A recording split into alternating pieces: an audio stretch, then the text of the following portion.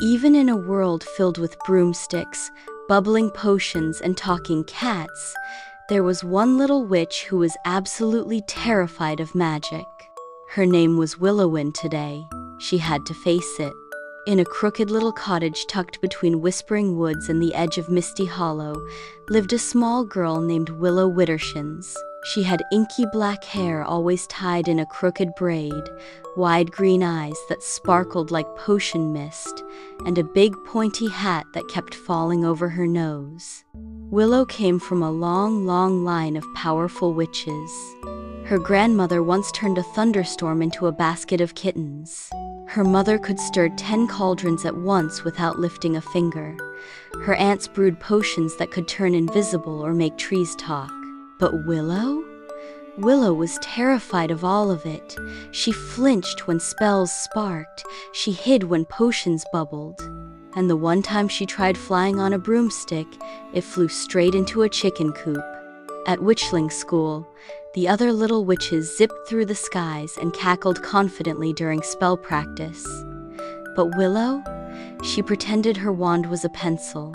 "I'm just not magical," she whispered one evening to her cat, Crumb, a chubby orange tabby who preferred naps over spells. He blinked lazily and licked his paw.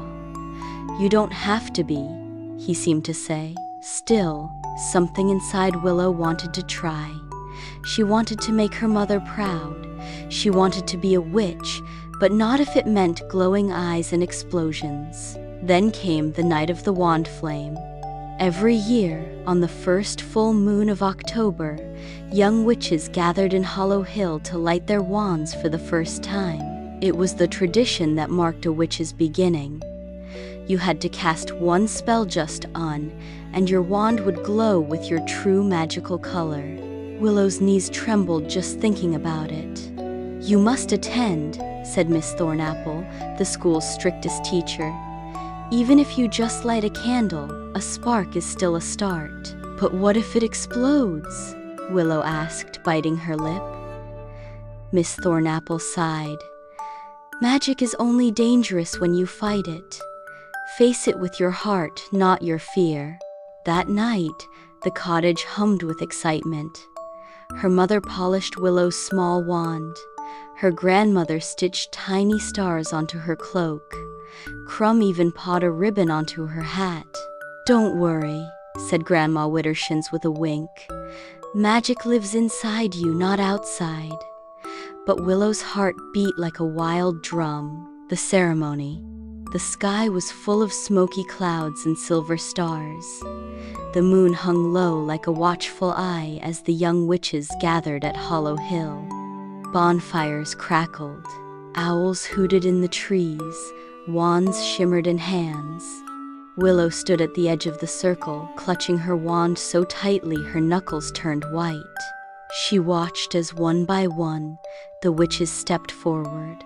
"Lumos Solaria!" shouted a tall boy. His wand flared golden like the sun. "Glacium Aura!" a girl whispered. Her wand turned icy blue with frost swirling around her feet. Willow's turn crept closer like a creeping vine. Her stomach twisted, her wand felt heavy. Suddenly, boom! A loud burst echoed across the hill. A small witch had sneezed during her spell, launching fireworks into the trees.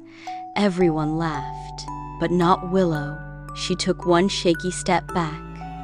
"I can't do this," she whispered. "They'll all laugh, or I'll turn into a frog. Or worse, me wand will break and I'll vanish." Then a soft voice spoke behind her. "You don't have to be perfect, you just have to be brave." Willow turned to see a very old witch with a crooked back and glowing eyes. "Who are you?" she asked, wide-eyed. The old witch smiled. "I am the memory of every witch who was afraid. I'm the whisper that says try when the fear says run." Willow blinked, unsure if she was dreaming. The old witch touched Willow's heart gently. "Magic is not about knowing, it's about believing. Even if your voice shakes, even if your spell is small." Then poof! The old witch vanished into mist. Willow's name was called. Her legs wobbled like jelly, but she walked into the center. The other witches turned, watching. Some curious, some grinning, some whispering. Willow lifted her wand with trembling fingers. She closed her eyes. She took a deep breath and whispered, "Lumos, please?" Nothing. Snickers. Someone coughed. Willow looked down, face burning red. "I knew it," she mumbled. But then something stirred. Her wand began to glow, faintly, softly, like a candle behind fog, then brighter and brighter, until it shimmered a gentle lavender light, like spring lilacs after rain. The crowd gasped.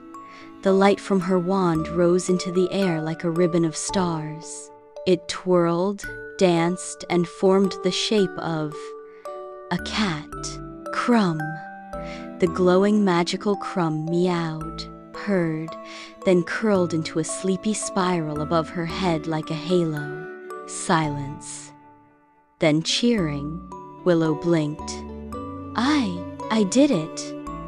"Yes, you did," said Miss Thornapple, beaming. "And in your own way." Her grandmother clapped wildly. Her mother wiped away a happy tear, and even Crumb let out a proud Miss Sorrow. After that night, Willow didn't become the loudest or boldest witch. She still flinched at thunder spells. She still mixed potions that smelled like pickles, but she smiled more. And when younger witches said, "I'm scared," Willow would kneel beside them and say, "I was too." But magic begins the moment you believe just a little bit. And in her cottage by the Whispering Woods, Willow kept learning, growing, and glowing one gentle spell at a time. The end.